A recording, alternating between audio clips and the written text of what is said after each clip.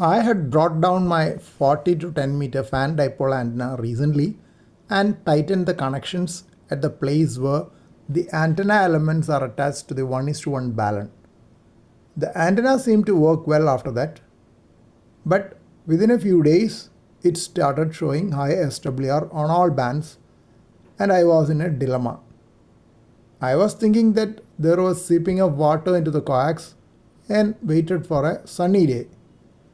Today it was a sunny day in our rainy season.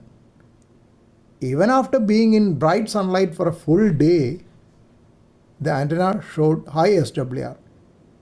Hence, I brought it down once again and disconnected the PL259 connector from the 1:1 balun at the feed point. Then I shorted the inner conductor and outer conductor using a crocodile clip. Went to the shack and checked continuity. As I had expected, there was no continuity. Then I unscrewed the components of the outer part of the crimping type of PL259 connector back onto the RG213 coax. This was what had happened. When water entered and corroded the copper strands of the shield, they got disconnected from the connector. Then I removed the protective sheath of the coax and exposed the shield well and removed the damaged portions.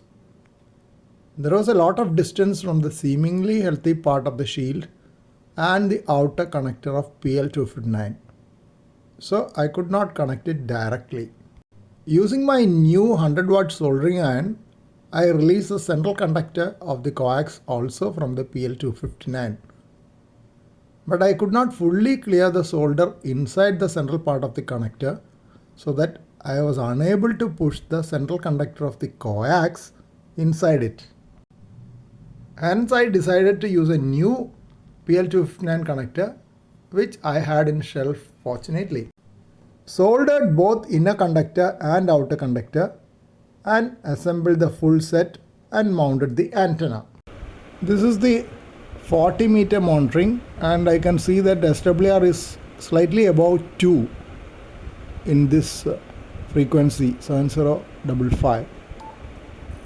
I am now using the internal automatic tuner. You can see the rattling sound of the relay and it has tuned.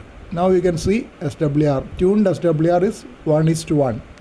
I am now checking on 20 meter. SWR is excellent, 1:1.